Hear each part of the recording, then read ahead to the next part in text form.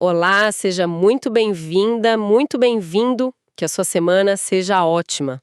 Hoje a gente vai mergulhar no material que é fascinante, um capítulo do livro O Reino de Ponta Cabeça, do Donald Kraybill, e o nosso papo aqui é para tentar entender uma ideia central dele, né?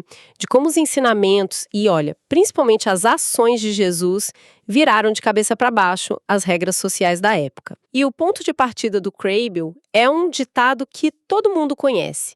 Aquela ideia de que pássaros de mesma plumagem voam juntos. Exato. E é uma coisa que a gente faz sem nem perceber, né? Nós nos sentimos mais confortáveis, mais seguros perto de pessoas que são como a gente. Seja na classe social, na educação, na etnia, até nos gostos. E o Kraybill diz que isso cria uma previsibilidade. A gente sabe o que esperar. Só que o problema é que isso também constrói, assim, uns muros invisíveis. Muros é uma boa palavra. E para a gente conseguir visualizar esses muros, o livro usa uma outra imagem que, nossa, eu achei muito forte. A do tabuleiro de damas, né? Exatamente. A do tabuleiro de damas social é genial. A sociedade seria esse tabuleiro e cada pessoa ocupa um quadrado. Tem o quadrado dos ricos, dos pobres, dos religiosos, dos estrangeiros, sabe? Dos homens, das mulheres. E cada quadrado desses tem suas próprias regras de como interagir. O problema, como o Kraybill aponta, é quando esses quadrados viram umas caixinhas muito rígidas, cheias de estereótipos. A gente começa a achar que todo mundo do quadrado X é de um jeito e do quadrado Y de outro. Isso, por um lado, organiza a vida, mas também cria uma segregação profunda. Separa quem é de dentro e quem é de fora. O que é puro do que é impuro. Ok.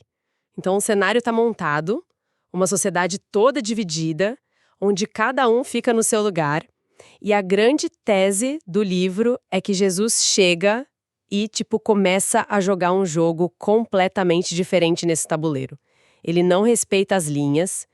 E o mais interessante é que, segundo o livro, até os inimigos dele percebiam isso. Tem uma passagem que o Kraybill cita, onde dizem a Jesus: "Sabemos que não te prendes à aparência dos homens." Quer dizer, eles mesmos admitiam: você não liga para essas caixinhas que a gente valoriza tanto? É uma admissão incrível, né? Vinda justamente dos adversários. E o Kraybill dedica o capítulo a mostrar exatamente isso na prática. Ele vai analisando como Jesus sistematicamente cruzou as fronteiras mais sagradas daquela sociedade. E ele começa por uma das mais importantes, que era a da pureza étnica. Certo. Hoje em dia a gente discute muito sobre etnia, mas naquela época e lugar, na antiga Palestina, isso era a base de tudo, não era? A sua linhagem definia seu status, seus direitos. Totalmente. Determinava quem tinha poder e quem não tinha. No topo da hierarquia estavam os judeus, o povo escolhido. E a grande divisão era entre eles e todos os outros, os gentios. A hostilidade era enorme. No imaginário da época, os gentios eram vistos como impuros, quase como cães selvagens. O simples contato com um judeu podia, na visão deles, contaminar um judeu. E como o Kraybill mostra Jesus quebrando essa barreira na prática. Ele vai direto num dos episódios mais, explosivos. O primeiro sermão de Jesus na sinagoga de Nazaré, a cidade dele. O pessoal estava até gostando do que ele falava, mas aí Jesus resolve tocar na ferida. Ele lembra que, na época do profeta Elias, a ajuda divina não foi para uma viúva de Israel, mas para uma viúva gentia, de Sarepta. E depois ele fala que na época de Eliseu, o único leproso curado não foi um de Israel, mas Naamã, que era sírio, um gentio. Nossa! É como se ele estivesse esfregando na cara deles. Vocês se acham especiais, exclusivos, mas a história mostra Deus agindo fora das nossas fronteiras. A reação deve ter sido péssima. Foi violenta. O texto bíblico diz que eles ficaram furiosos e tentaram jogá-lo de um penhasco, porque ele estava dinamitando o orgulho tribal deles, a ideia de que a linhagem garantia algum privilégio no reino de Deus. A análise do Kraybill é que Jesus já estava estabelecendo desde o início que as boas novas eram universais. Essa ideia do universal é muito forte. E o livro aponta que isso aparece não só em discursos, mas de forma simbólica também, certo? A história da multiplicação dos pães, por exemplo? Sim, E essa é uma das sacadas mais brilhantes do livro. Kraybill chama a nossa atenção para o fato de que o Evangelho de Marcos narra 2 multiplicações, não uma só.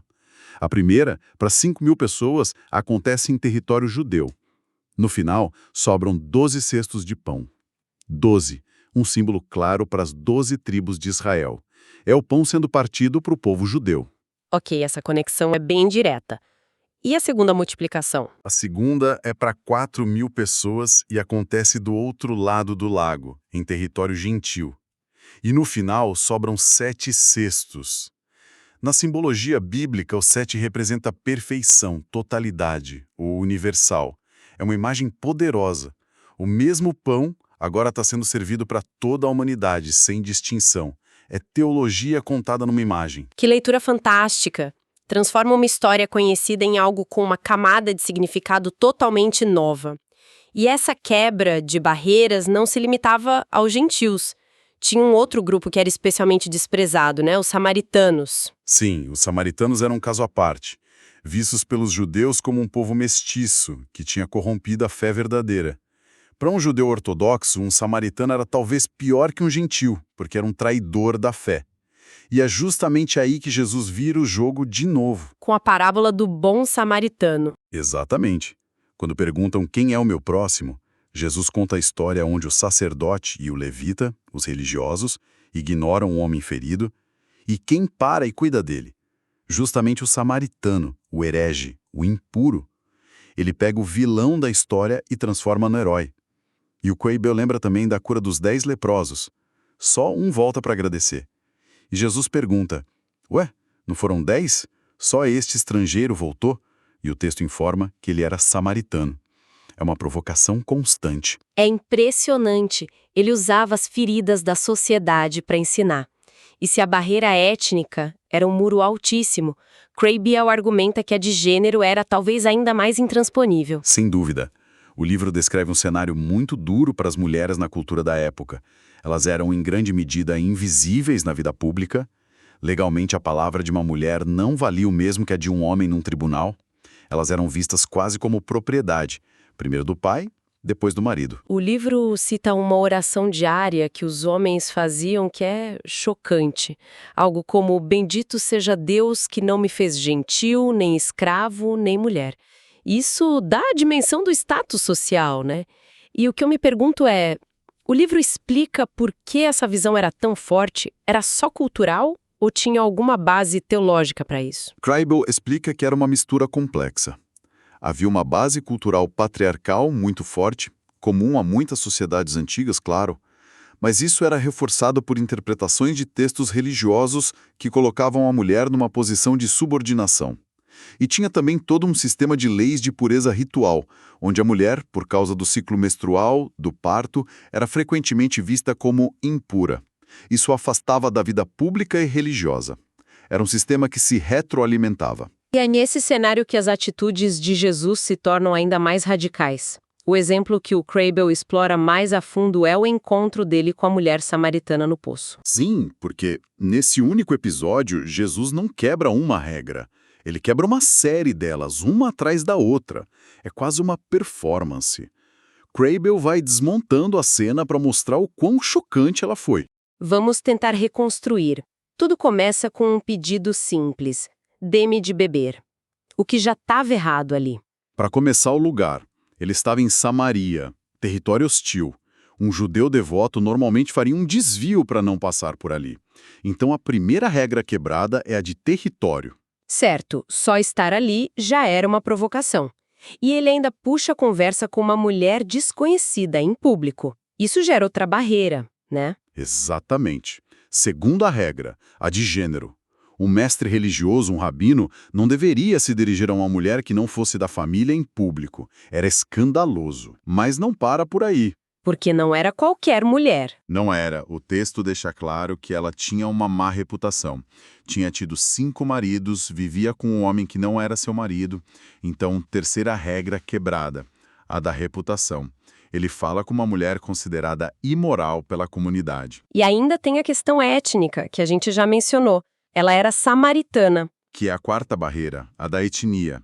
E o livro ressalta que os rabinos da época consideravam as mulheres samaritanas impuras desde o nascimento.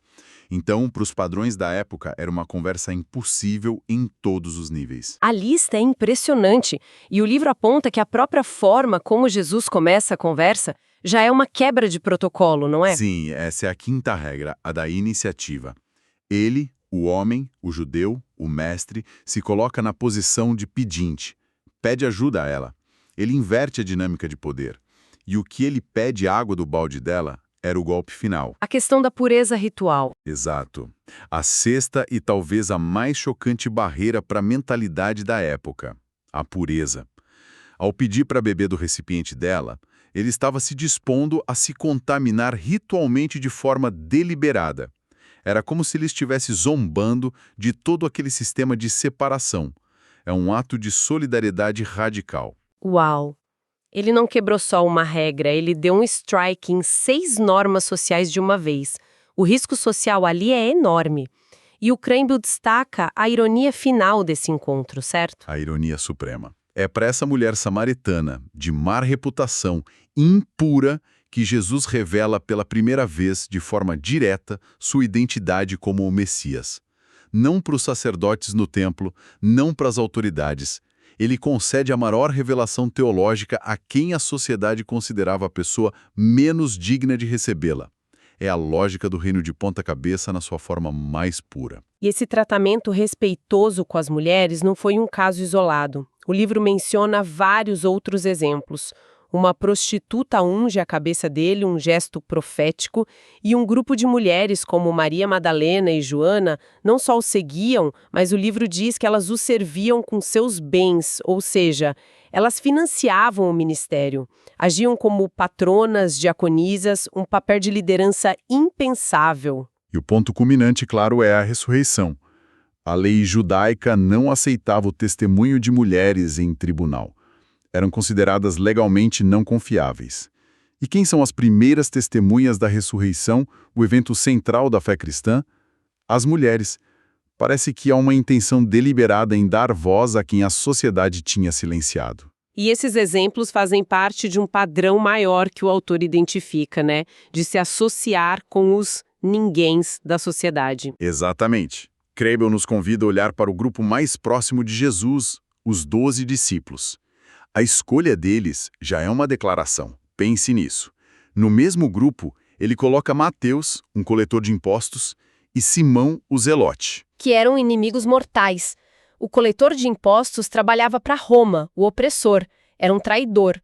Já o zelote era de um grupo de rebeldes que lutava para expulsar Roma. Colocar os dois no mesmo time era como hoje colocar, no mesmo projeto, um ativista radical e um executivo de uma corporação que o ativista odeia. Era uma receita para o desastre. E, no entanto, eles caminharam juntos. O livro argumenta que a própria composição do grupo era uma demonstração viva do tipo de reconciliação que o reino de Deus trazia, uma unidade que transcendia as divisões políticas mais profundas. Isso mostra que a mesa de Jesus era mesmo aberta a todos, de todos os lados do tabuleiro de damas. Sim, ele conversava com fariseus e com prostitutas, com ricos e com os mais pobres.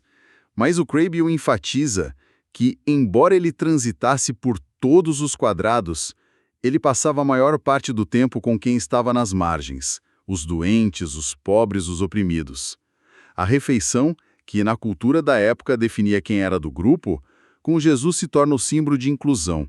Comer com publicanos e pecadores era a marca dele. Então, depois de toda essa análise, o livro nos joga uma pergunta bem direta para os dias de hoje. Kreibel pergunta se nas nossas comunidades a cauda dos costumes sociais abana o cão da fé ou se ao contrário. Ou seja, a nossa fé realmente muda com quem a gente se relaciona ou a gente só reproduz as mesmas panelinhas da sociedade dentro dos nossos grupos? É uma pergunta desconfortável porque a resposta honesta muitas vezes é que a cauda social é que manda. Como Kreibel aponta, é natural que dentro de uma comunidade se formem subgrupos. O pessoal mais jovem anda junto, as famílias com filhos pequenos se conectam. Essas afinidades são humanas. O desafio não é eliminar isso, mas garantir que não se tornem barreiras. E o livro oferece alguns caminhos práticos para isso, certo? Não fica só na crítica. Sim, ele propõe uma abordagem intencional. O primeiro passo, ele diz, é o mais simples e talvez o mais difícil. Apenas reconhecer que esses subgrupos existem e que eles podem sim excluir pessoas sem querer. É um exercício de autoconsciência. E depois de reconhecer, qual seria o próximo passo? Ensinar e reforçar que a identidade principal do grupo não é social, mas espiritual. A ideia de que a unidade em Cristo, ou no propósito comum da comunidade, tem que ser mais forte que a cola social dos grupinhos. E, a partir daí, incentivar ações individuais. O livro sugere coisas simples. Sentar com pessoas diferentes no próximo encontro, convidar para um café alguém de outra turma, fazer um esforço consciente para sair da sua bolha de conforto. E além do individual, ele fala também de ações da própria organização da comunidade. Exato. Criar atividades que deliberadamente misturem as pessoas. Em vez de sempre agrupar por idade, criar projetos ou grupos que misturem perfis. Kraybill dá um exemplo criativo de uma igreja que organizou suas classes de estudo por mês de aniversário. De repente, você tinha um jovem de 20 anos discutindo com uma senhora de 80, um executivo trocando ideias com um operário. Essas ações forçam a criação de novos laços. Faz todo sentido. É criar estruturas que favoreçam a mistura em vez de reforçar a separação. No final, a análise do livro parece apontar para um equilíbrio, uma tensão. O que Kraybill chama de uma tensão saudável. Por um lado, todos nós precisamos dos nossos pássaros de mesma plumagem. Precisamos de círculos íntimos de apoio com pessoas que nos entendem. O próprio Jesus tinha seu círculo mais próximo. Ter afinidades não é pecado. O perigo é quando esse círculo se fecha e vira um clube exclusivo. Então a ideia é ter esse núcleo, mas manter as portas e janelas abertas. Exatamente. É cultivar ao mesmo tempo a profundidade dos laços íntimos e a amplitude de um espírito inclusivo. O espírito que acolhe a todos de onde quer que venham, com a plumagem que tiverem. Sem exigir que mudem de cor para poder pousar no galho. Manter essa tensão é o grande desafio de viver a mensagem do reino de ponta cabeça. E isso nos deixa com uma reflexão final, que o livro provoca, para quem está nos ouvindo. As tradições, os costumes e as identidades de um grupo podem ser uma cola poderosa que une as pessoas. Mas a pergunta que Kraybill nos deixa no ar é: em que momento essa mesma cola que une quem já está dentro começa a funcionar como um repelente, impedindo que novos pássaros com plumagens diferentes consigam pousar e encontrar um lugar? Em breve teremos um novo encontro para continuar a análise do livro Reino de Ponta Cabeça. Que Deus abençoe a todos.